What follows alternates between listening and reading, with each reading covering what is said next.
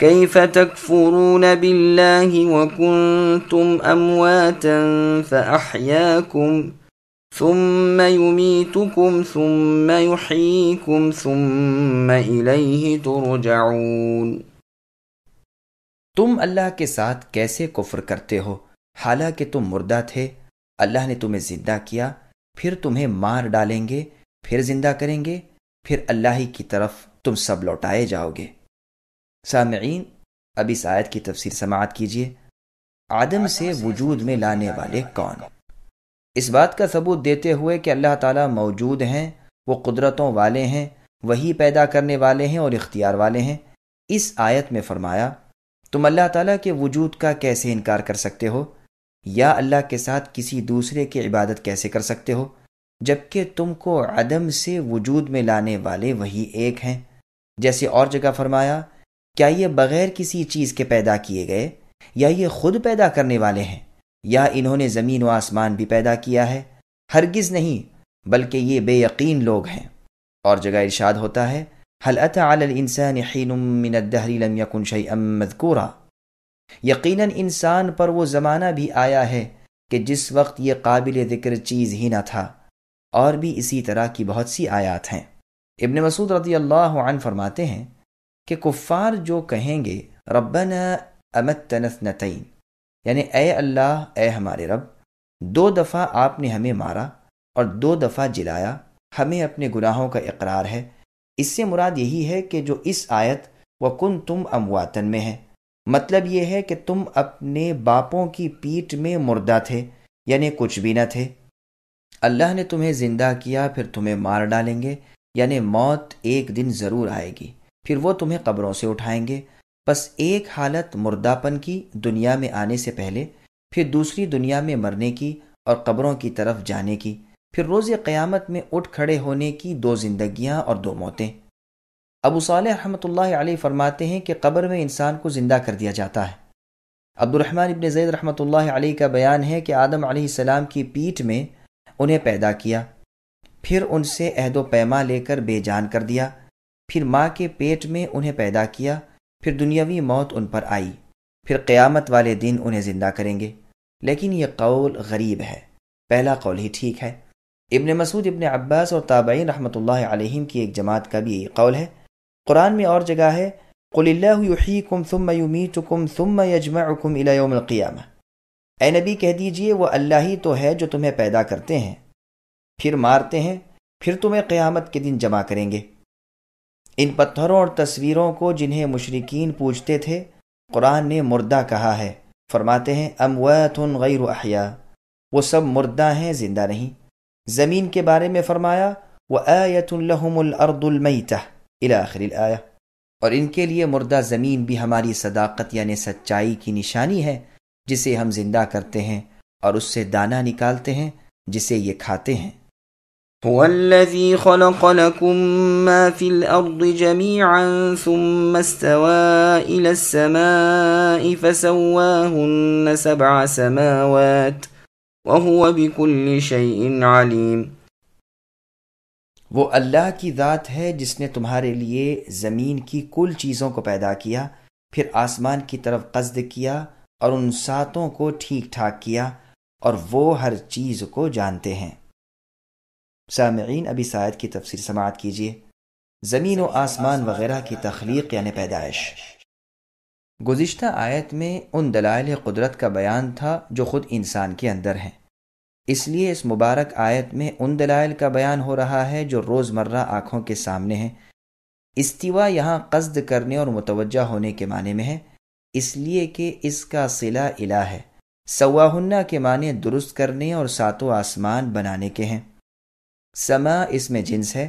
پھر بیان فرمایا کہ اللہ کا علم محیط کل ہے، یعنی ہر چیز کو گھیرے ہوئے ہے۔ جیسے اور جگہ ارشاد فرمایا الا يعلم من خلق وهو اللطیف الخبیر، کہ کیا وہ اللہ خود بے علم ہو سکتے ہیں جنہوں نے پیدا کیا، اور وہ لطیف بھی ہے اور خبردار ہے۔ سورہ حامیم سجدہ فصلت کی آیت قل اَإِنَّكُمْ لَتَكْفُرُونَ الی آخر الآیہ، یعنی گویا اس آیت کی تفصیل ہے جس میں فرمایا ہے کیا تم اس اللہ کے ساتھ کفر کرتے ہو جنہوں نے زمین کو صرف 2 دن میں پیدا کیا، تم اللہ کے لیے شریک ٹھہراتے ہو جو رب العالمین ہے، جنہوں نے زمین میں مضبوط پہاڑ اوپر سے گاڑ دیے ہیں، جنہوں نے اس زمین میں برکتیں اور روزیاں رکھیں اور 4 دن میں زمین کی سب چیزیں درست کر دیں، جس میں دریافت کرنے والوں کی تشفی ہے۔ پھر آسمانوں کی طرف اللہ تعالیٰ متوجہ ہو کر جو دھوئیں کی شکل میں تھے فرمایا کہ اے زمین و آسمانوں، خوشی یا ناخوشی سے آؤ، تو دونوں نے کہا باری تعالیٰ ہم تو خوشی خوشی حاضر ہیں۔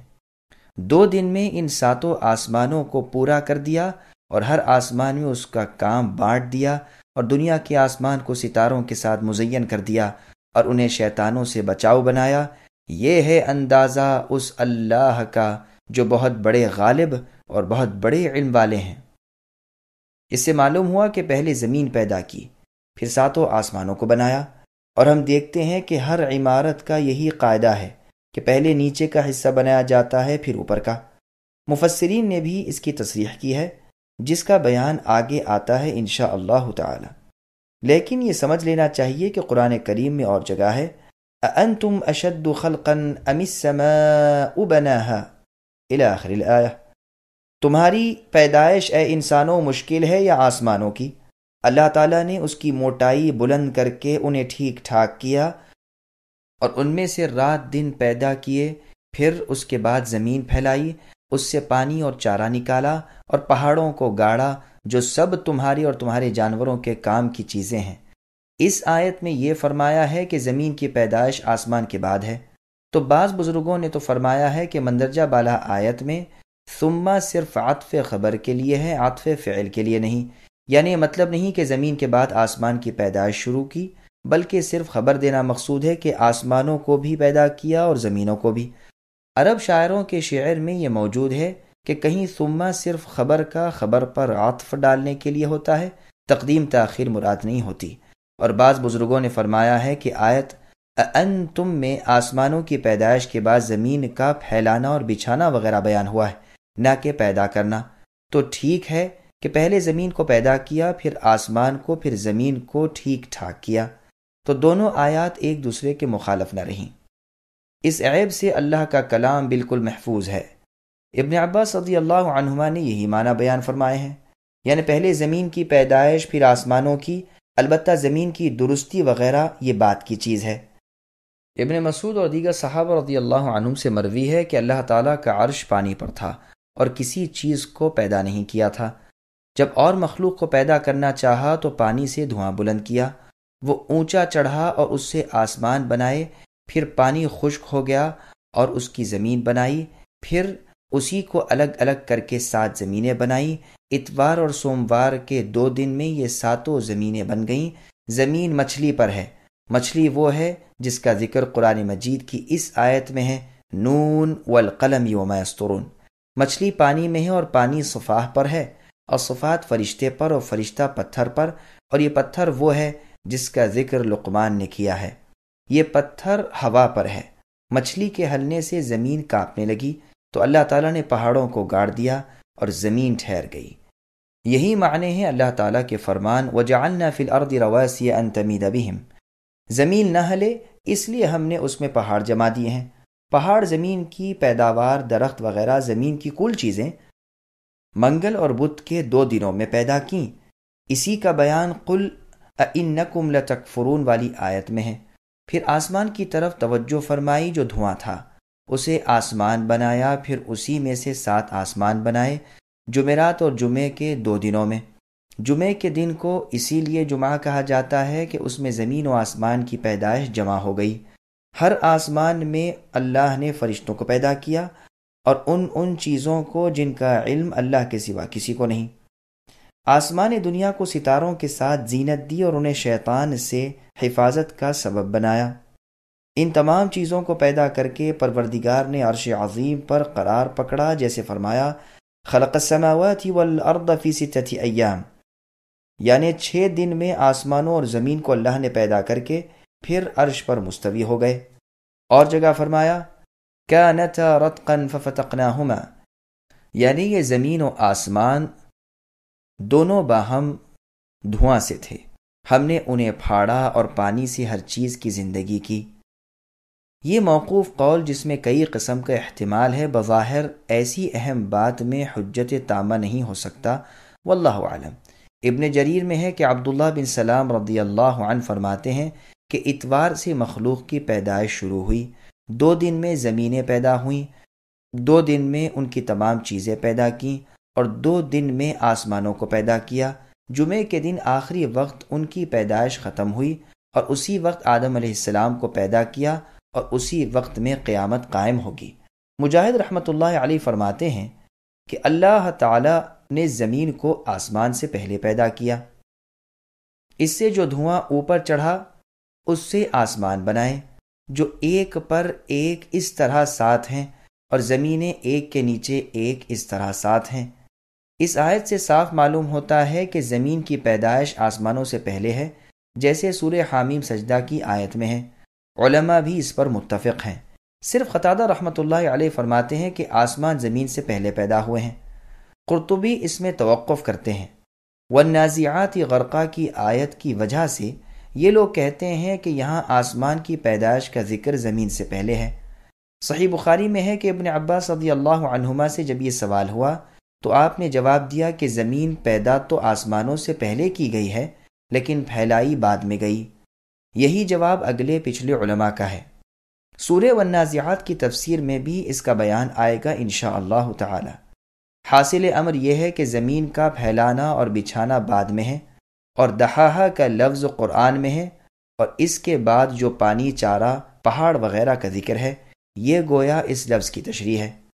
جن جن چیزوں کی نشو و نما کی قوت اس زمین میں رکھی تھی ان سب کو ظاہر کر دیا، اور زمین کی پیداوار اور طرح طرح کی مختلف شکلوں اور مختلف قسموں کی نکل آئی۔ اسی طرح آسمان میں بھی ٹھہرے رہنے والے، چلنے والے ستارے وغیرہ بنائے۔ واللہ سبحانہ وتعالی اعلم۔ صحیح مسلم اور نسائی میں حدیث ہے، ابو ہریرہ رضی اللہ عنہ فرماتے ہیں رسول اللہ صلی اللہ علیہ وسلم نے میرا ہاتھ پکڑا اور فرمایا، مٹی کو اللہ تعالیٰ نے ہفتے والے دن پیدا کیا، اور پہاڑوں کو اتوار کے دن، اور درختوں کو پیر کے دن، اور برائیوں کو منگل کے دن، اور نور یعنی روشنی کو بدھ کے دن، اور جانوروں کو جمعرات کے دن، اور آدم علیہ السلام کو جمعے کے دن، عصر کے بعد جمعے کی آخری ساعت میں عصر کے بعد سے رات تک پیدا کیا۔ یہ حدیث غرائب مسلم میں سے ہے۔ امام ابن مدینی، امام بخاری رحمہم اللہ وغیرہ نے اس میں کلام کیا ہے، اور فرمایا ہے کہ کعب الاحبار رحمہ اللہ کا اپنا قول ہے، اور ابو ہریرہ رضی اللہ عنہ نے کعب الاحبار رحمہ اللہ کا یہ کلام سنا ہے، اور بعض راویوں نے اسے غلطی سے مرفوع حدیث قرار دے لیا۔ امام بیہقی بھی یہی کہتے ہیں، لیکن علامہ عبد الرحمن المعلمی رحمہ اللہ نے اپنی کتاب الانوار الکاشفہ میں اس حدیث کی تصحیح کی، نیز ان اعتراضات اور مخالفات کا بھی جواب دیا جو اس حدیث کے سلسلے میں وارد کی جاتی ہیں۔ وَإِذْ قَالَ رَبُّكَ لِلْمَلَائِكَةِ إِنِّي جَاعِلٌ فِي الْأَرْضِ خَلِيفَةً قَالُوا أَتَجْعَلُ فِيهَا مَن يُفْسِدُ فِيهَا وَيَسْفِكُ الدِّمَاءَ وَنَحْنُ نُسَبِّحُ بِحَمْدِكَ وَنُقَدِّسُ لَكَ قَالَ إِنِّي أَعْلَمُ مَا لَا تَعْلَمُونَ۔ اور جب آپ کے رب نے فرشتوں سے کہا کہ میں زمین میں خلیفہ بنانے والا ہوں، تو انہوں نے کہا ایسے شخص کو کیوں پیدا کرتے ہیں جو زمین میں فساد کرے اور خون بہائے، اور ہم آپ کی تسبیح، حمد اور پاکیزگی بیان کرنے والے ہیں۔ اللہ تعالیٰ نے فرمایا، میں جانتا ہوں تم نہیں جانتے۔ سامعین، اب اس آیت کی تفسیر سماعت کیجیے۔ خلیفہ کے معانی اور مقاصد۔ اللہ تعالیٰ کے اس احسان کو دیکھو کہ اللہ نے آدم علیہ السلام کو پیدا کرنے سے پہلے فرشتوں میں ان کا ذکر کیا، جس کا بیان اس آیت میں ہے۔ فرماتے ہیں کہ اے نبی، آپ یاد کریں اور اپنی امت کو یہ خبر پہنچائیے۔ ابو عبیدہ رحمۃ اللہ علیہ تو کہتے ہیں کہ لفظ اذ یہاں زائد ہے، لیکن ابن جریر رحمۃ اللہ علیہ وغیرہ مفسرین اس کا رد کرتے ہیں۔ خلیفہ سے مراد یہ ہے کہ ان کے بعض کے جانشین ہوں گے، ایک کے بعد دیگرے، اور ایک دور کے بعد دوسرے دور میں، یوں ہی قرنوں یعنی صدیوں تک یہ سلسلہ جاری رہے گا۔ جیسے اور جگہ ارشاد ہے، هو الذی جعلکم خلائف الارض وہ اللہ ہی تو ہے جو تمہیں ایک دوسرے کا ایک دوسرے پر جانشین بناتے ہیں۔ اور فرمایا وَيَجْعَلُكُمْ خُلَفَاءَ الْأَرْضِ، یعنی تمہیں اللہ نے زمین کا خلیفہ بنایا۔ اور جگہ فرمایا ہے کہ اگر ہم چاہتے تو فرشتوں کو اس زمین میں تمہارا خلیفہ بنا دیتے۔ اور جگہ ارشاد ہے کہ ان کے بعد ان کے خلیفہ یعنی جانشین برے لوگ ہوئے۔ ایک شاذ قراءت میں خلیفتاً بھی ہے، یعنی مفسرین کہتے ہیں کہ خلیفہ سے مراد صرف آدم علیہ السلام ہے، لیکن اس میں تأمل ہے۔ تفسیر رازی وغیرہ میں اس اختلاف کو ذکر کیا گیا ہے۔ بظاہر یہ معلوم ہوتا ہے کہ یہ مطلب نہیں۔ اس کی ایک دلیل تو فرشتوں کا یہ قول ہے کہ وہ زمین میں فساد کریں گے اور خون بہائیں گے، تو ظاہر ہے کہ انہوں نے اولاد آدم کی نسبت یہ فرمایا تھا، نہ کہ خاص آدم علیہ السلام کی نسبت۔ یہ اور بات ہے کہ اس کا علم فرشتوں کو کس طرح ہوا، یا تو کسی خاص طور سے انہیں یہ معلوم ہوگا، یا بشری طبیعت کے اقتضاء کو دیکھ کر انہوں نے یہ فیصلہ کیا ہوگا، کیونکہ یہ فرما دیا گیا تھا کہ اس کی پیدائش یعنی آدم علیہ السلام کی مٹی سے ہوگی۔ اس کی ایک وجہ تو یہ ہو سکتی ہے کہ لفظ خلیفہ کے مفہوم سے انہوں نے سمجھ لیا ہوگا کہ وہ فیصلہ کرنے والا، مظالم کی روک تھام کرنے والا اور حرام کاموں اور گناہوں کی باتوں سے روکنے والا ہوگا۔ اور دوسری وجہ یہ کہ انہوں نے چونکہ زمین کی پہلی مخلوق کو دیکھا تھا، اسی پر اسے قیاس کیا ہوگا، واللہ عالم۔ یہ بات یاد رکھنی چاہیے کہ فرشتوں کی یہ غرض بطور اعتراض نہ تھی اور نہ ہی بنی آدم کے حسد کے طور پر تھی، لیکن جن لوگوں کا یہ خیال ہے وہ قطعی غلطی کر رہے ہیں۔ فرشتوں کی شان میں قرآن فرماتا ہے لا يسبقونه بالقول، یعنی جس بات کے دریافت کرنے کی انہیں اجازت نہ ہو اس میں وہ لب نہیں ہلاتے، اور یہ بھی ظاہر ہے کہ فرشتوں کی طبیعت حسد سے پاک ہے۔ بلکہ صحیح مطلب یہ ہے کہ یہ سوال صرف اس حکمت کے معلوم کرنے اور اس راز کے ظاہر کرانے کے لیے تھا جو ان کی سمجھ سے بالا تر تھا۔ یہ تو جانتے تھے کہ اس مخلوق میں فسادی لوگ بھی ہوں گے، تو اب ادب کے ساتھ سوال کیا کہ پروردگار، ایسی مخلوق کے پیدا کرنے میں کون سی حکمت ہے؟ اگر عبادت مقصود ہے تو عبادت تو ہم کرتے ہی ہیں، تسبیح یعنی آپ کی پاکی بیان کرنے میں، اور تقدیس آپ کو انتہائی زیادہ پاک جتلانے میں، اور تحمید آپ کی تعریف کرنے میں ہر وقت ہماری زبانوں پر آپ کا ذکر رہتا ہے۔ پھر فساد وغیرہ سے پاک ہیں، تو پھر اور مخلوق جن میں فسادی اور خونی بھی ہوں گے کس مصلحت پر پیدا کی جا رہی ہیں؟ تو اللہ تعالیٰ نے ان کے سوال کا جواب دیا کہ باوجود اس فساد کے پھر بھی اسے جن مصلحتوں اور حکمتوں کی بنا پر میں پیدا کر رہا ہوں انہیں میں ہی جانتا ہوں، تمہارا علم ان تک نہیں پہنچ سکتا۔ میں جانتا ہوں کہ ان میں انبیاء اور رسول ہوں گے، ان میں صدیق اور شہید ہوں گے، ان میں عابد، زاہد، اولیاء، ابرار، نیک کار، مقرب بارگاہ الہی، علماء، صلحاء، متقی، پرہیزگار، خوف الہی، اللہ تعالیٰ کی محبت رکھنے والے ہوں گے، میرے احکام کی بصر و چشم تعمیل کرنے والے، میرے نبیوں کے ارشاد پر لبیک کہنے والے ہوں گے۔ بخاری اور مسلم کی حدیث میں ہے کہ دن کے فرشتے صبح صادق کے وقت آتے ہیں اور عصر کو چلے جاتے ہیں، اور اس وقت رات کے فرشتے آتے ہیں، وہ پھر صبح کو جاتے ہیں۔ آنے والے جب آتے ہیں اس وقت اور جب جاتے ہیں صبح کی اور عصر کی نماز میں لوگوں کو پاتے ہیں، اور اللہ کے دربار میں پروردگار کے سوال کے جواب میں دونوں جماعتیں یہی کہتی ہیں کہ گئے تو نماز میں انہیں پایا اور آئے تو نماز میں چھوڑ کر آئے۔ یہی ہے وہ مصلحت الہی جسے فرشتوں سے فرمایا تھا کہ میں جانتا ہوں اور تم نہیں جانتے۔ ان فرشتوں کو اسی چیز کے دیکھنے کے لیے بھیجا جاتا ہے، اور دن کے اعمال رات سے پہلے اور رات کے دن سے پہلے اللہ تعالیٰ کی بارگاہ میں پیش کیے جاتے ہیں۔ غرض تفصیلی حکمت جو پیدائش انسان میں تھی اس کی نسبت فرمایا کہ میرے مخصوص علم میں ہے، تمہیں معلوم ہی نہیں۔ بعض کہتے ہیں یہ جواب ہے ان کے اس قول کا کہ ہم آپ کی تسبیح وغیرہ بیان کرتے ہیں، تو انہیں فرمایا گیا کہ میں ہی جانتا ہوں، یعنی تم جیسا سمجھ رہے ہو اور سب کو یکساں کر رہے ہو ایسا نہیں، بلکہ تم میں ایک ابلیس بھی ہے۔ ایک تیسرا قول یہ ہے کہ فرشتوں کا یہ سب سے کہنا دراصل یہ مطلب رکھتا تھا کہ ہمیں زمین میں بسایا جائے، تو جواباً کہا گیا کہ تمہاری آسمانوں میں رہنے کی مصلحت میں ہی جانتا ہوں، اور مجھے علم ہے کہ تمہارے لائق جگہ یہی ہے، واللہ اعلم۔ حسن و قتادہ رحمہم اللہ وغیرہ کہتے ہیں کہ اللہ تعالیٰ نے فرشتوں کو خبر دی۔ سدی رحمۃ اللہ علیہ کہتے ہیں کہ مشورہ لیا، لیکن اس کے معنی بھی خبر دینے کے ہو سکتے ہیں، اگر نہ ہو تو پھر یہ بات بے وزن ہو جاتی ہے۔ بظاہر تو یہ معلوم ہوتا ہے کہ زمین سے مراد ساری زمین مراد ہے۔ فرشتوں نے جب یہ سنا تو پوچھا تھا کہ وہ خلیفہ کیا ہوگا، اور جواب میں کہا گیا تھا کہ اس کی اولاد میں ایسے لوگ بھی ہوں گے جو زمین میں فساد کریں گے، حسد، بغض، قتل و خون ریزی کریں گے۔ وہ خلیفہ ان میں وہ عدل و انصاف کرے گا اور میرے احکام جاری کرے گا۔ تو اس سے مراد آدم علیہ السلام ہیں جو ان کے قائم مقام ہیں، اللہ تعالیٰ کی اطاعت اور مخلوق میں عدل و انصاف کرنے میں، لیکن فساد پھیلانے اور خون بہانے والے خلیفہ نہیں۔ لیکن یہ یاد رہے کہ یہاں مراد خلافت سے ایک زمانے والوں کو دوسرے زمانے والوں کے بعد آنا ہے۔ خلیفہ فعیلہ کے وزن پر ہے۔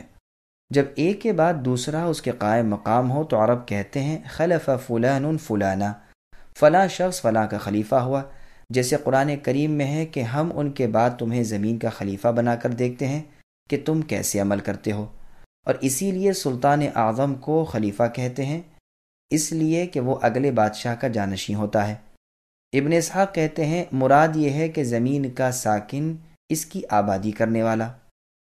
چونکہ اللہ نے فرشتوں کو یہ معلوم کرایا تھا کہ اولاد آدم ایسے ایسے کام کرے گی تو انہوں نے یہ پوچھا، اور یہ بھی مروی ہے کہ جنات کے فساد پر انہوں نے بنی آدم کے فساد کو قیاس کر کے یہ سوال کیا۔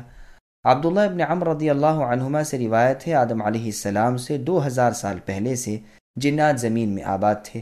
ابو العالیہ رحمۃ اللہ علیہ فرماتے ہیں کہ فرشتے بدھ کے دن پیدا کیے گئے اور جنات کو جمعرات کے دن پیدا کیا، اور جمعے کے دن آدم علیہ السلام پیدا ہوئے۔ حسن اور قتادہ رحمہم اللہ کا قول ہے کہ اللہ نے انہیں خبر دی تھی کہ ابن آدم ایسا ایسا کریں گے، اس بنا پر انہوں نے سوال کیا۔ ابو جعفر محمد ابن علی رحمۃ اللہ علیہ فرماتے ہیں کہ سجل نامی ایک فرشتہ ہے جس کے ساتھ ہاروت و ماروت تھے، اسے ہر روز 3 مرتبہ لوح محفوظ پر نظر ڈالنے کی اجازت تھی۔ ایک مرتبہ اس نے آدم علیہ السلام کی پیدائش وغیرہ امور کا جب مطالعہ کیا تو چپکے سے اپنے دونوں ساتھیوں یعنی ہاروت و ماروت کو بھی خبر کر دی۔ اب جو اللہ تعالیٰ نے اپنا ارادہ ظاہر فرمایا تو ان دونوں نے یہ سوال کیا، لیکن یہ روایت غریب ہے اور صحیح مان لینے پر بھی ممکن ہے کہ ابو جعفر رحمہ اللہ نے اسے اہل کتاب یہود و نصارہ سے لیا ہو۔ بہرحال یہ ایک فضول روایت ہے اور قابل تردید ہے، واللہ اعلم۔ پھر اس میں ہے کہ 2 فرشتوں نے یہ سوال کیا، یہ قرآن کی روانی عبارت کے بھی خلاف ہے۔ یہ روایت بھی مروی ہے کہ یہ کہنے والے فرشتے 10,000 تھے اور وہ سب کے سب جلا دیے گئے۔ یہ بھی اسرائیلی روایت ہے اور بہت ہی غریب۔ ابن جریر رحمہ اللہ فرماتے ہیں کہ اس سوال کی انہیں اجازت دی گئی تھی اور یہ بھی بتا دیا گیا تھا کہ یہ مخلوق نافرمان بھی ہوگی، تو انہوں نے تعجب کے ساتھ مصلحت الہی معلوم کرنے کے لیے یہ سوال کیا، نہ کہ کوئی مشورہ دیا، انکار کیا یا اعتراض کیا ہو۔ ابن عباس رضی اللہ عنہما فرماتے ہیں کہ جب آدم علیہ السلام کی پیدائش شروع ہوئی تو فرشتوں نے کہا ناممکن ہے کہ کوئی مخلوق ہم سے زیادہ بزرگ اور عالم ہو، تو ان پر یہ امتحان الہی آیا اور کوئی مخلوق امتحان سے نہیں چھوٹی۔ زمین اور آسمان کا بھی امتحان ہوا تھا اور انہوں نے سر خم کر کے اطاعت الہی کے لیے آمدگی ظاہر کی۔ فرشتوں کی تسبیح و تقدیس سے مراد اللہ تعالیٰ کی پاکی بیان کرنا، نماز پڑھنا، بے ادبی سے بچنا، بڑائی عظمت وغیرہ کرنا، نافرمانی نہ کرنا، سبوح قدوس وغیرہ پڑھنا ہے۔ قدوس کے معنی پاک کے ہیں، پاک زمین کو مقدس کہتے ہیں۔ صحیح مسلم میں ہے کہ رسول اللہ صلی اللہ علیہ وسلم سے سوال ہوتا ہے کہ کون سا کلام افضل ہے؟ آپ جواباً فرماتے ہیں وہ جسے اللہ تعالیٰ نے اپنے فرشتوں کے لیے پسند فرمایا ہے، سبحان اللہ و بحمدہ، اللہ پاک ہے اور اپنی تعریف سمیت۔ خلیفہ کا انتخاب اور اس کے وجوب کی شرعی حیثیت۔ قرطبی وغیرہ نے اس آیت سے استدلال کیا کہ خلیفہ کا مقرر کرنا واجب ہے تاکہ وہ لوگوں کے اختلافات کا فیصلہ کرے، ان کے جھگڑے چکائے، مظلوم کا بدلہ ظالم سے لے، حدود قائم کرے، برائیوں کے کرنے سے لوگوں کو ڈانٹے ڈپٹے وغیرہ وغیرہ۔ وہ بڑے بڑے کام جو بغیر امام کے انجام نہیں پا سکتے، چونکہ یہ کام واجب ہیں اور یہ بغیر امام کے پورے نہیں ہو سکتے، اور جس چیز کے بغیر واجب پورا نہ ہو وہ بھی واجب ہو جاتی ہے، اس لیے خلیفہ کا مقرر کرنا واجب ثابت ہوا۔ امامت یا تو قرآن و حدیث کے ظاہری لفظوں سے ملے گی، جیسے کہ اہل سنت کی ایک جماعت کا ابو بکر صدیق رضی اللہ عنہ کی نسبت خیال ہے کہ ان کا نام رسول اللہ نے خلافت کے لیے لیا تھا، یا قرآن و حدیث سے اس کی جانب اشارہ ہو، جیسے اہل سنہ ہی کی دوسری جماعت کا خلیفہ اول ابو بکر رضی اللہ عنہ کی بابت یہ خیال ہے کہ اشارتاً ان کا ذکر رسول اللہ نے خلافت کے لیے کیا ہے، یا ایک خلیفہ اپنے بعد دوسرے کو نامزد کر جائے، جیسے صدیق اکبر رضی اللہ عنہ نے عمر رضی اللہ عنہ کو اپنا جانشین مقرر کر دیا تھا، یا وہ صالح لوگوں کی ایک کمیٹی بنا کر انتخاب کا کام ان کے سپرد کر جائے، جیسے عمر رضی اللہ عنہ نے کیا تھا، یا اہل حل و عقد یعنی با اثر سرداران لشکر، علماء، صلحاء وغیرہ اس کی بیعت پر اجماع کر لیں، یا ان میں سے کوئی بیعت کر لے تو جمہور کے نزدیک اس کا لازم پکڑنا واجب ہو جائے گا۔ امام الحرمین نے اس پر اجماع نقل کیا ہے، واللہ اعلم۔ یا کوئی شخص لوگوں کو بزور و جبر اپنی ماتحتی پر بے بس کر دے تو بھی واجب ہو جاتا ہے کہ اس کے ہاتھ پر بیعت کر لیں تاکہ پھوٹ اور اختلاف نہ پھیلے۔ امام شافعی رحمۃ اللہ علیہ نے صاف لفظوں میں اس کا فیصلہ کیا ہے۔ اس بیعت کے وقت گواہوں کی موجودگی کے واجب ہونے میں اختلاف ہے، بعض تو کہتے ہیں یہ شرط نہیں، بعض کہتے ہیں شرط اور 2 گواہ کافی ہیں۔ جبائی کا قول ہے بیعت کرنے والے اور جس کے ہاتھ پر بیعت ہوئی ہے ان دونوں کے علاوہ 4 گواہ اور چاہیے، جیسے کہ عمر رضی اللہ عنہ نے شورا کے 6 ارکان مقرر کیے تھے، پھر انہوں نے عبد الرحمن بن عوف رضی اللہ عنہ کو اختیار دیا اور آپ نے عثمان رضی اللہ عنہ کے ہاتھ پر باقی 4 کی موجودگی میں بیعت کی۔ اس استدلال میں کلام ہے، واللہ اعلم۔ امام کا مرد ہونا، آزاد ہونا، بالغ ہونا، عقل مند ہونا، مسلمان ہونا، عادل ہونا، مجتہد ہونا، آنکھوں والا ہونا، صحیح سالم اعضاء والا ہونا، فنون جنگ سے اور رائے سے خبردار ہونا، قریشی ہونا واجب ہے اور یہی صحیح ہے۔ ہاں، ہاشمی ہونا اور خطا سے معصوم ہونا شرط نہیں۔ یہ دونوں شرطیں کٹر رافضی لگاتے ہیں۔ امام اگر فاسق ہو جائے تو اسے معزول کر دینا چاہیے یا نہیں، اس میں اختلاف ہے، اور صحیح بات یہ ہے کہ معزول نہ کیا جائے، کیونکہ حدیث میں آ چکا ہے کہ جب تک ایسا کھلا کفر نہ دیکھ لو جس کے کفر ہونے کی ظاہر دلیل اللہ کی طرف سے تمہارے پاس ہو، جیسا کہ یہ حدیث بخاری میں ہے۔ اسی طرح امام خود اپنے آپ معزول ہو سکتا ہے یا نہیں، اس میں بھی اختلاف ہے۔ حسن بن علی رضی اللہ عنہ خود بخود آپ ہی معزول ہو گئے تھے اور امر امامت معاویہ بن ابی سفیان رضی اللہ عنہما کو سونپ دیا تھا، لیکن یہ عذر کے باعث تھا جس پر ان کی تعریف کی گئی ہے۔ روئے زمین پر ایک سے زیادہ امام ایک وقت میں نہیں ہو سکتے۔ رسول اللہ کا فرمان ہے کہ جب تمہارا کام جمع ہو اور کوئی آ کر تم میں جدائی ڈالنی چاہے تو اسے قتل کر دو، خواہ وہ کوئی بھی ہو۔ یہ حدیث بھی مسلم اور ابو داؤد وغیرہ میں ہے۔ جمہور کا یہی مذہب ہے اور بہت سے بزرگوں نے اس پر اجماع نقل کیا ہے، جن میں سے ایک امام الحرمین ہے۔ کرامیہ یعنی شیعہ کا قول ہے کہ 2 اور زیادہ بھی ایک وقت میں امام ہو سکتے ہیں، جیسے کہ علی اور معاویہ رضی اللہ عنہما دونوں اطاعت کے لائق تھے۔ یہ گروہ کہتا ہے کہ جب ایک وقت میں 2 اور زیادہ نبیوں کا ہونا جائز ہے تو اماموں کا ہونا جائز کیوں نہ ہو؟ نبوت کا مرتبہ تو یقیناً امامت کے مرتبے سے بہت زیادہ ہے۔ لیکن صحیح مسلم والی حدیث ابھی آپ سن چکے ہیں کہ دوسرے کو قتل کر ڈالو، اس لیے صحیح مذہب وہی ہے جو پہلے بیان ہوا۔ امام الحرمین نے استاد ابو اسحاق سے بھی حکایت کی ہے، وہ 2 اور زیادہ اماموں کا مقرر کرنا اس وقت جائز جانتے ہیں جب مسلمانوں کی سلطنت بہت بڑی، وسیع ہو اور چوطرف پھیلی ہوئی ہو، اور 2 اماموں کے درمیان کئی ملکوں کا فاصلہ ہو۔ امام الحرمین اس میں تردد میں ہیں۔ خلفاء بنی عباس کا عراق میں اور خلفاء بنی فاطمہ کا مصر میں اور خاندان بنو امیہ کا مغرب میں میرے خیال سے یہی حال تھا۔ اس کی بسط و تفصیل انشاءاللہ کتاب الاحکام کی کسی مناسب جگہ ہم کر دیں گے۔ وعلم آدم الأسماء كلها ثم عرضهم على الملائكة فقال أنبئوني بأسماء هؤلاء إن كنتم صادقين قالوا سبحانك لا علم لنا إلا ما علمتنا إنك أنت العليم الحكيم قال يا آدم أنبئهم بأسمائهم فلما أنبأهم بأسمائهم قال ألم أقل لكم إني أعلم غيب السماوات والأرض وأعلم ما تبدون وما كنتم تكتمون۔ اور اللہ تعالیٰ نے آدم علیہ السلام کو تمام نام سکھا کر ان چیزوں کو فرشتوں کے سامنے پیش کیا اور فرمایا اگر تم سچے ہو تو ان چیزوں کے نام بتاؤ۔ ان سب نے کہا اے اللہ آپ کی ذات پاک ہے، ہمیں تو صرف اتنا ہی علم ہے جتنا آپ نے ہمیں سکھا رکھا ہے، پورے علم و حکمت والے تو آپ ہی ہیں۔ اللہ تعالیٰ نے آدم علیہ السلام سے فرمایا تم ان کے نام بتا دو۔ جب انہوں نے بتا دیے تو فرمایا کیا میں نے تمہیں پہلے ہی سے نہ کہا تھا کہ زمین و آسمان کا غیب میں ہی جانتا ہوں اور میرے علم میں ہے جو تم ظاہر کر رہے ہو اور جو تم چھپاتے تھے۔ سامعین، اب ان آیتوں کی تفسیر سماعت کیجیے۔ فرشتوں پر آدم علیہ السلام کی فضیلت کی وجہ۔ یہاں اس بات کا بیان ہو رہا ہے کہ اللہ تعالیٰ نے ایک خاص علم میں آدم علیہ السلام کو فرشتوں پر بھی فضیلت دی۔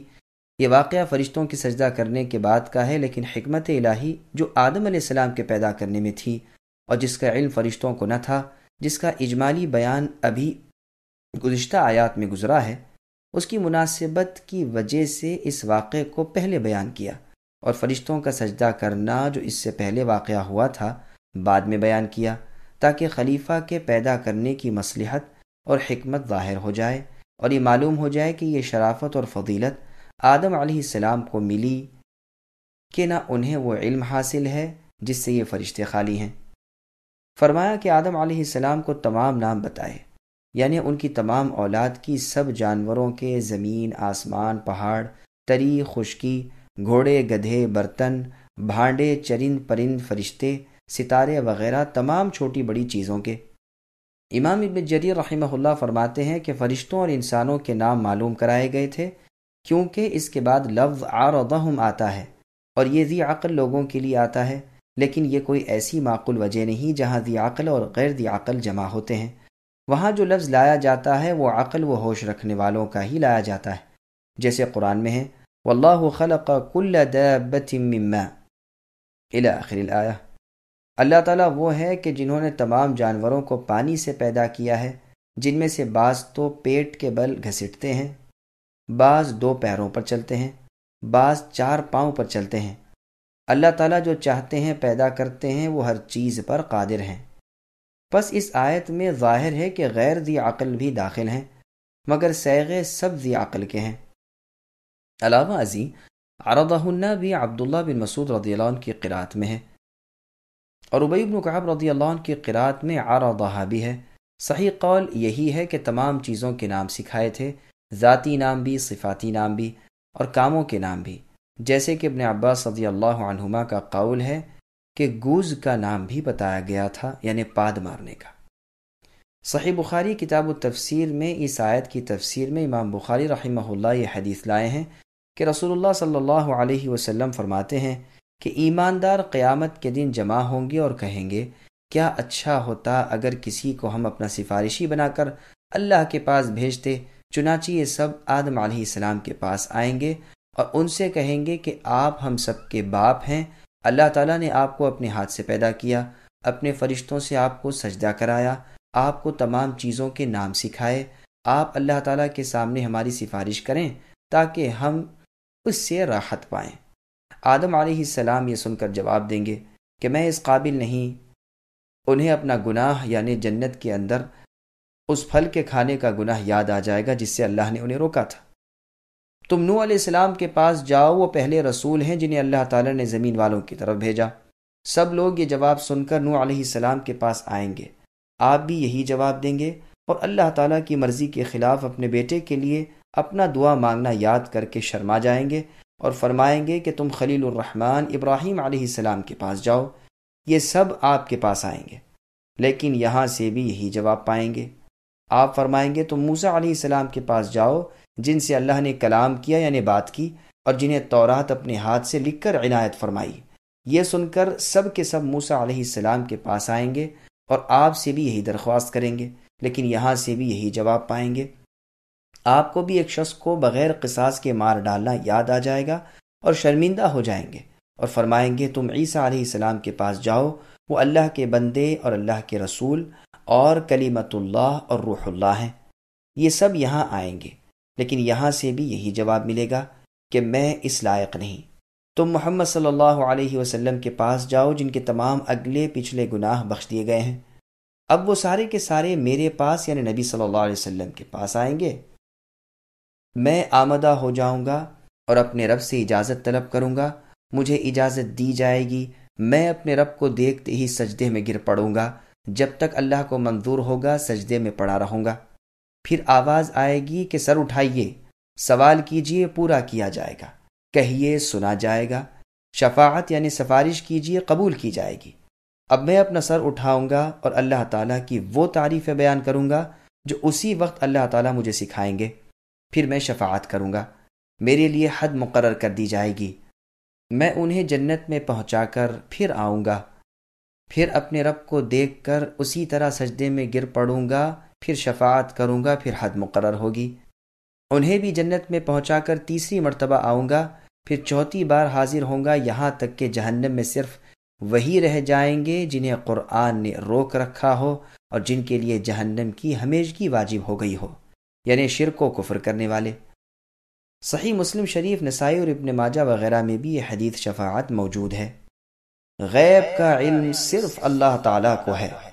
یہاں حدیث میں یہ جملہ بھی ہے کہ لوگ آدم علیہ السلام سے کہیں گے کہ اللہ تعالیٰ نے آپ کو تمام چیزوں کے نام سکھائے، پھر ان چیزوں کو فرشتوں کے سامنے پیش کیا اور ان سے فرمایا کہ لو، اگر تم اپنے اس قول میں کہ تم ساری مخلوق سے زیادہ علم والے ہو، یا اس قول میں کہ اللہ تعالیٰ زمین میں خلیفہ نہ بنائیں گے سچے ہو تو ان چیزوں کے نام بتاؤ۔ یہ بھی مروی ہے کہ اگر اپنی اس بات میں اے فرشتوں کے بنی آدم فساد کریں گے اور خون بہائیں گے سچے ہو تو ان کے نام بتاؤ، لیکن بہترین قول پہلا ہی ہے۔ گویا اس میں انہیں ڈانٹا گیا کہ بتاؤ تمہارا قول کہ تم ہی خلافت زمین کے لائق ہو اور انسان نہیں، تم ہی میری تسبیح خواں اور اطاعت گزار ہو اور انسان نہیں، اگر سچے ہو تو لو یہ چیزیں جو تمہارے سامنے موجود ہیں انہی کے نام بتاؤ، اور اگر تم نہیں بتا سکتے تو سمجھ لو کہ موجودہ چیزوں کے نام بھی تمہیں نہیں معلوم، تو آئندہ آنے والی چیزوں کی نسبت تمہیں علم کیسے ہوگا؟ فرشتوں نے یہ سنتے ہی اللہ تعالیٰ کی پاکیزگی اور بڑائی اور اپنے علم کی کمی بیان کرنی شروع کر دی اور کہہ دیا کہ جسے جتنا کچھ اے اللہ آپ نے سکھا دیا اتنا ہی اسے علم ہے۔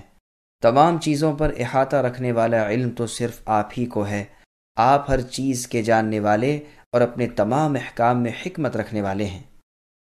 جسے جو کچھ سکھائے وہ بھی حکمت ہے اور جسے نہ سکھائیں وہ بھی حکمت ہے، آپ حکمتوں والے اور عدل انصاف والے ہیں۔ ابن عباس رضی اللہ عنہما فرماتے ہیں سبحان اللہ کے معنی اللہ تعالیٰ کی پاکیزگی کہیں کہ وہ ہر برائی سے منزہ ہیں۔ عمر، علی اور دوسرے اصحاب رسول رضی اللہ عنہم سے ایک مرتبہ سوال کیا کہ لا الہ الا اللہ تو ہم جانتے ہیں لیکن سبحان اللہ کیا کلمہ ہے؟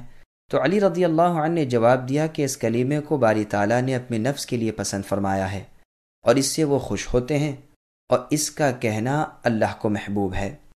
میمون ابن مہران رحمۃ اللہ علیہ فرماتے ہیں کہ اس میں اللہ تعالیٰ کی تعظیم ہے اور تمام برائیوں سے پاکیزگی کا بیان ہے۔ آدم علیہ السلام نے نام بتا دیے کہ تمہارا نام جبرائیل ہے، تمہارا نام میکائیل ہے، تمہارا اسرافیل ہو، یہاں تک کہ چیل، کوے وغیرہ سب کے نام جب ان سے پوچھے گئے تو انہوں نے بتا دیے۔ جب آدم علیہ السلام کی فضیلت فرشتوں کو معلوم ہوئی تو اللہ تعالیٰ نے فرمایا دیکھو میں نے تم سے پہلے ہی نہ کہا تھا کہ میں ہر کھلے چھپے کا جاننے والا ہوں۔ جیسے اور جگہ ہے وَإِن تَجْهَرْ بِالْقَوْلِ فَإِنَّهُ يَعْلَمُ السِّرَّ وَأَخْفَى، یعنی تم بلند آواز سے کہو یا نہ کہو اللہ تعالیٰ پوشیدہ سے پوشیدہ چیز کو جانتے ہیں۔ اور جگہ ہے أَلَّا يَسْجُدُوا لِلَّهِ إِلَى آخر الآیہ، کیوں یہ لوگ اللہ کو سجدہ نہیں کرتے جو آسمانوں اور زمین کی چھپی چیزوں کو نکالتے ہیں اور جو تمہاری ہر پوشیدگی اور ظاہر کو جانتے ہیں۔ اللہ تعالیٰ اکیلے ہی معبود برحق ہیں اور وہی عرش عظیم کے رب ہیں۔ جو تم ظاہر کرتے ہو اور جو تم چھپاتے ہو اسے میں جانتا ہوں۔ مطلب یہ ہے کہ ابلیس کے دل میں جو تکبر اور غرور تھا اسے میں جانتا تھا۔ فرشتوں کا قول کہ زمین میں اسے یعنی آدم کو کیوں پیدا کرتے ہیں جو فساد کرے اور خون بہائے، یہ تو وہ قول تھا جسے انہوں نے ظاہر کیا تھا۔ ابن عباس، ابن مسعود اور بعض دوسرے صحابہ رضی اللہ عنہم اور سعید بن جبیر، مجاہد، سدی، ضحاک اور ثوری رحمۃ اللہ علیہم کا بھی یہی قول ہے۔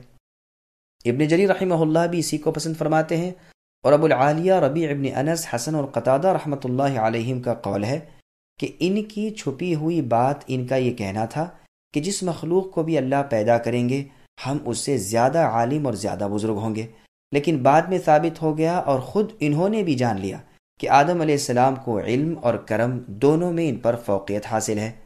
عبد الرحمن بن زید رحمۃ اللہ علیہ فرماتے ہیں کہ اللہ تعالیٰ نے فرشتوں سے فرمایا، جس طرح تم ان چیزوں کے ناموں سے بے خبر ہو، اسی طرح تم یہ بھی نہیں جان سکتے کہ ان میں یعنی اولاد آدم میں بھلے برے ہر طرح کے ہوں گے، فرمانبردار بھی ہوں گے اور نافرمان بھی، اور میں پہلے ہی لکھ چکا ہوں کہ مجھے جنت و دوزخ دونوں کو بھرنا ہے، لیکن تمہیں میں نے اس کی خبر نہیں کی۔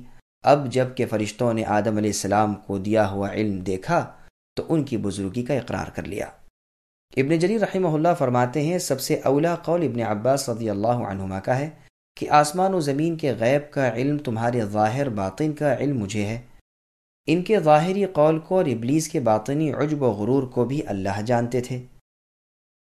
اس میں چھپانے والا صرف ایک ابلیس ہی تھا، لیکن صیغہ جمع کا لایا گیا ہے، اس لیے کہ عرب میں یہ دستور ہے اور ان کے کلام میں یہ بات پائی جاتی ہے کہ ایک کے یا بعض کے ایک کام کو سب کی طرف نسبت کر دیا کرتے تھے۔ وہ کہتے ہیں کہ لشکر مار ڈالا گیا یا انہیں شکست ہوئی، حالانکہ شکست اور قتل ایک کا یا بعض کا ہوتا ہے اور صیغہ جمع کا لاتے ہیں۔ بنو تمیم کے ایک شخص نے رسول اللہ صلی اللہ علیہ وسلم کو آپ کے حجرے یعنی کمرے کے پیچھے سے پکارا تھا، لیکن قرآن کریم میں اس کا بیان ان لفظوں میں ہے کہ ان الذین ینادونک من وراء الحجرات، کہ جو لوگ تمہیں اے نبی حجروں کے پیچھے سے پکارتے ہیں۔ تو دیکھیے کہ پکارنے والا ایک تھا اور صیغہ جمع کا لایا گیا۔ اسی طرح وما کنتم تکتمون میں بھی اپنے دل میں بدی کو چھپانے والا صرف ایک ابلیس ہی تھا، لیکن صیغہ جمع کا لایا گیا۔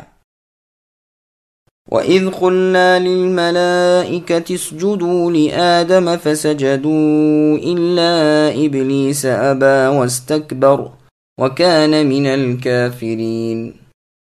اور جب ہم نے فرشتوں سے کہا کہ آدم کو سجدہ کرو تو ابلیس کے سوا سب نے سجدہ کیا، اس نے انکار کیا اور تکبر کیا اور وہ تھا ہی کافروں میں۔ سامعین اب اس آیت کی تفسیر سماعت کیجیے۔ فرشتوں کا آدم علیہ السلام کو سجدہ۔ آدم علیہ السلام کی اس بہت بڑی بزرگی کو ذکر کر کے اللہ تعالیٰ نے انسانوں پر اپنا بہت بڑا احسان ظاہر کیا اور خبر دی کہ اللہ نے فرشتوں کو حکم دیا کہ وہ آدم علیہ السلام کو سجدہ کریں۔ اس کی دلالت میں بہت سی احادیث ہیں۔ ایک تو حدیث شفاعت جو ابھی بیان ہوئی یعنی گزشتہ آیت کی تفسیر میں، دوسری حدیث میں ہے کہ موسیٰ علیہ السلام نے اللہ تعالیٰ سے درخواست کی کہ اے اللہ میری ملاقات آدم علیہ السلام سے کرا دیجئے۔ خود بھی جنت سے نکلے اور ہم سب کو بھی نکالا۔ جب دونوں پیغمبر جمع ہوئے تو موسیٰ علیہ السلام نے کہا کہ آپ وہ آدم ہیں کہ اللہ تعالیٰ نے آپ کو اپنے ہاتھ سے پیدا کیا اور اپنی طرف سے بنائی ہوئی روح کو آپ میں پھونکا اور اپنے فرشتوں سے آپ کو سجدہ کرایا، حدیث کے آخر تک۔ یہ حدیث صحیح مسلم میں ہے۔ پوری حدیث عن قریب بیان ہوگی انشاءاللہ تعالی۔ ابلیس کا تعارف اور اس کا سجدہ کرنے سے انکار کرنا۔ ابن عباس رضی اللہ عنہما فرماتے ہیں کہ ابلیس فرشتوں کے ایک قبیلے میں سے تھا جو آگ کے شعلوں سے پیدا ہوئے تھے۔ ابلیس کا نام حارث تھا اور جنت کا خازن تھا۔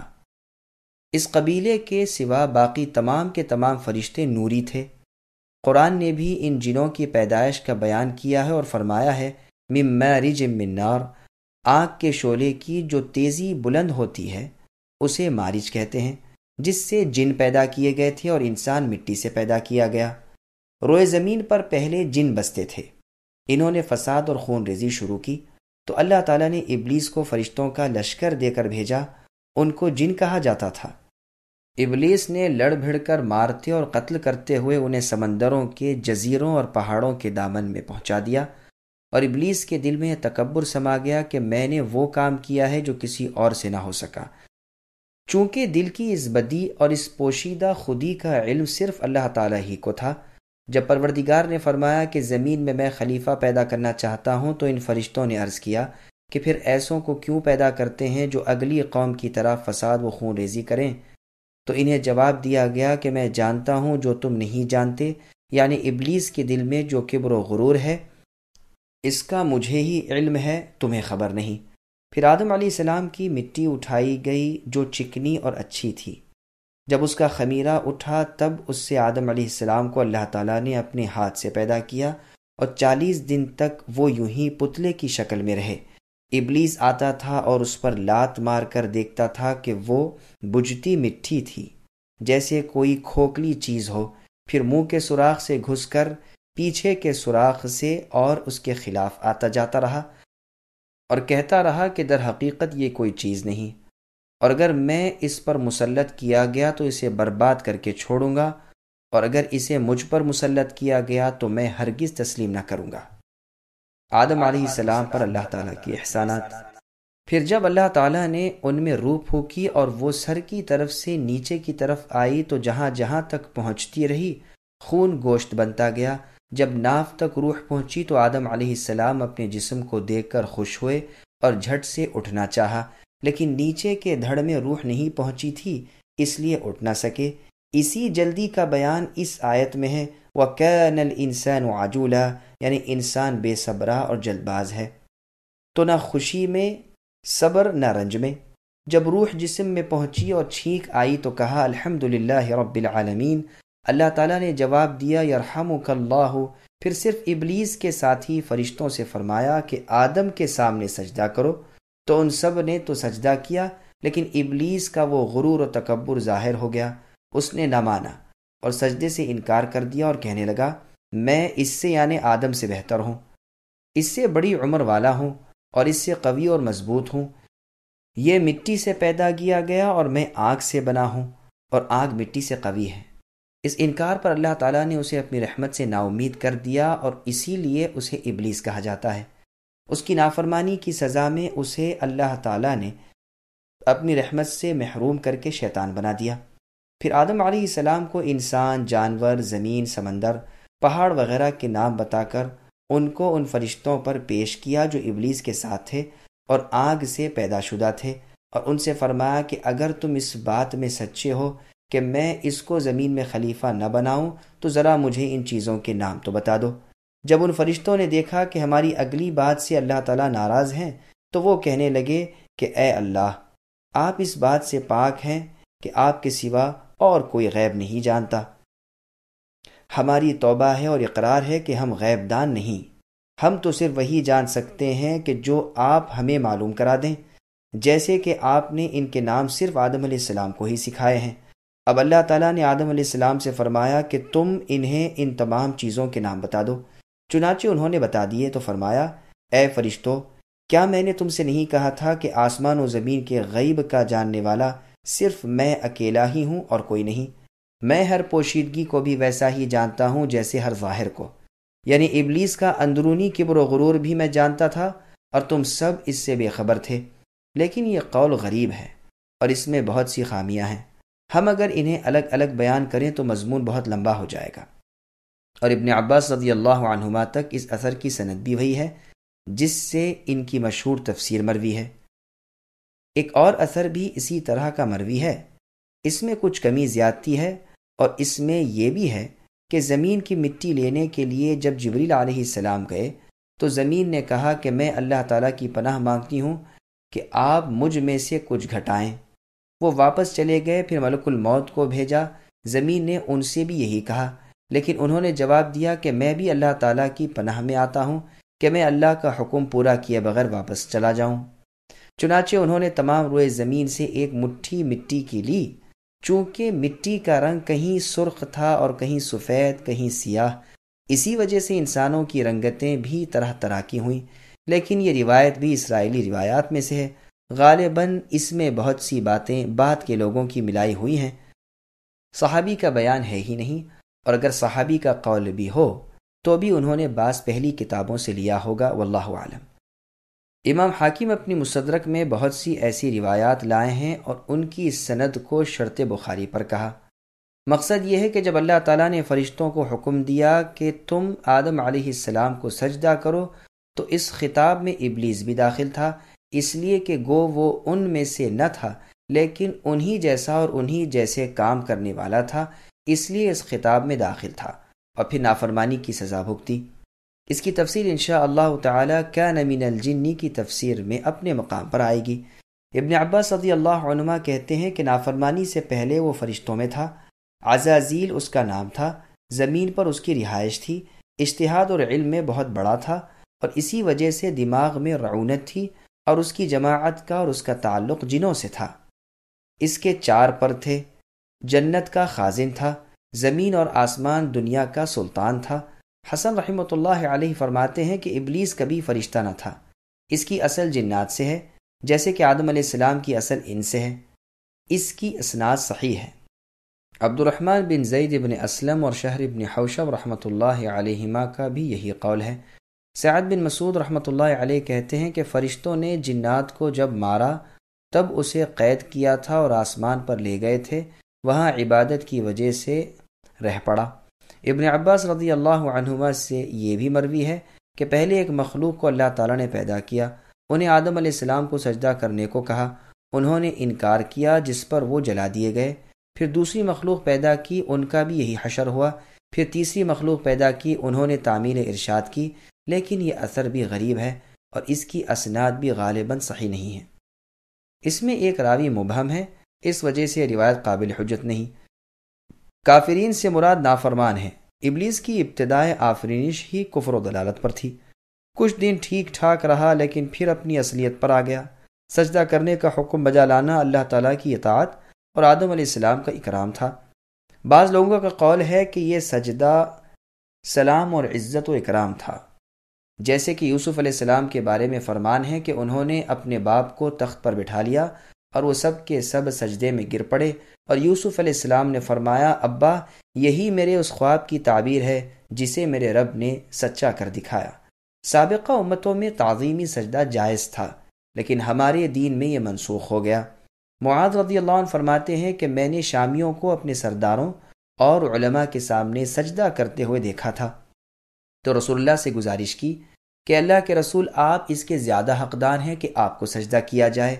تو رسول اللہ نے فرمایا کہ اگر میں کسی انسان کو کسی انسان کے سامنے سجدہ کرنے کی اجازت دینے والا ہوتا تو عورتوں کو حکم دیتا کہ وہ اپنے خاوندوں کو سجدہ کریں، کیونکہ ان کا ان پر بہت بڑا حق ہے۔ رازی نے اسی کو ترجیح دی ہے۔ بعض کہتے ہیں کہ سجدہ اللہ تعالیٰ ہی کے لیے تھا۔ آدم علیہ السلام بطور قبلے کے ساتھ تھے، جیسے قرآن کریم میں اور جگہ ہے، اقیم الصلاۃ لدلوک الشمس، لیکن اس میں نظر ہے اور پہلے قول کا ہی زیادہ ظاہر ہونا اچھا معلوم ہوتا ہے۔ یہ سجدہ آدم علیہ السلام کے اکرام، بڑائی، احترام اور سلام کے طور پر تھا اور اللہ تعالیٰ کی اطاعت کے ماتحت تھا، کیونکہ اس کا حکم تھا جس کی بجاوری ضروری تھی۔ رازی نے بھی اسی قول کو قوی بتایا ہے اور اس کے سوا دونوں اقوال کو ضعیف قرار دیا ہے۔ ایک تو آدم علیہ السلام کا بطور قبلے کے ہونا، جس میں کوئی بڑا شرف ظاہر نہیں ہوتا، دوسرے سجدے سے مراد پست عاجز ہونا، نہ کہ زمین پر ماتھا ٹکا کر حقیقی سجدہ کرنا، لیکن یہ دونوں تعویلیں ضعیف ہیں۔ قتادہ رحمہ اللہ فرماتے ہیں کہ سب سے پہلا گناہ یہی تکبر ہے جو ابلیس سے سرزد ہوا۔ صحیح مسلم کی حدیث میں ہے کہ جس کے دل میں رائی کے دانے کے برابر تکبر ہوگا وہ شخص جنت میں داخل نہ ہوگا۔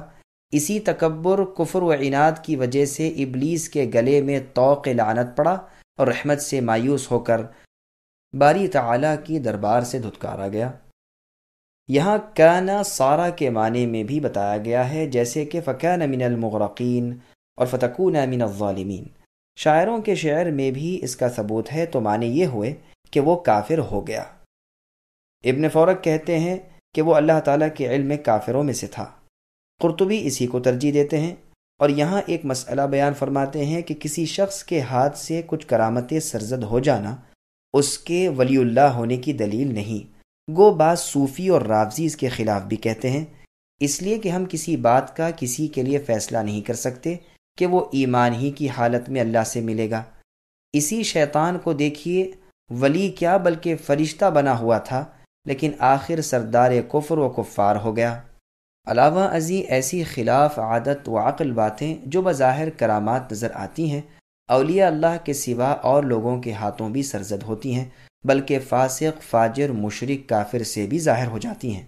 رسول اللہ صلی اللہ علیہ وسلم نے اپنے دل میں فارتقب یوم یأتی السماء بدخان مبین کی آیت پوشیدہ کر کے جب ابن صیاد کافر سے پوچھا کہ میں نے دل میں کیا چھپا رکھا ہے، تو اس نے کہا تھا دخ، جیسا کہ روایت مسلم میں ہے۔ بعض آیات میں ہے کہ غصے کے وقت اس کا جسم اتنا پھول جاتا تھا کہ اس کے جسم سے تمام راستہ رک جاتا تھا۔ عبداللہ ابن عمر رضی اللہ عنہما نے اسے مارا بھی۔ دجال کی تو ایسی بہت سی باتیں احادیث میں وارد ہیں، مثلا صحیح مسلم میں ہے کہ اس کا آسمان سے بارش برسانا، زمین سے پیداوار اگانا، زمین کے خزانوں کا اس کے پیچھے لگنا، ایک نوجوان کو قتل کر کے پھر زندہ کر دینا وغیرہ۔ لیث ابن سعد اور امام شافعی رحمۃ اللہ علیہما فرماتے ہیں کہ اگر تم کسی کو پانی پر چلتے ہوئے اور ہواؤں میں اڑتے ہوئے دیکھو تو اسے ولی نہ سمجھ بیٹھنا جب تک کہ اس کے تمام اعمال و افعال قرآن و حدیث کے مطابق نہ پاؤ۔ اس سجدے کا حکم زمین و آسمان کے تمام فرشتوں کو تھا۔ گو ایک جماعت کا قول یہ بھی ہے کہ صرف زمین کے فرشتوں کو یہ حکم تھا، لیکن یہ ٹھیک نہیں۔ قرآن کریم میں ہے فسجد الملائکۃ کلہم اجمعون الا ابلیس، یعنی ابلیس کے سوا تمام فرشتوں نے سجدہ کیا۔ لہٰذا اول تو جمع کا صیغہ لانا، پھر کلہم سے تأکید کرنا، پھر اجمعون، پھر صرف ابلیس کا استثناء کرنا، ان چاروں وجوہات کی بنا پر صاف ظاہر ہے کہ یہ حکم عام تھا، واللہ اعلم۔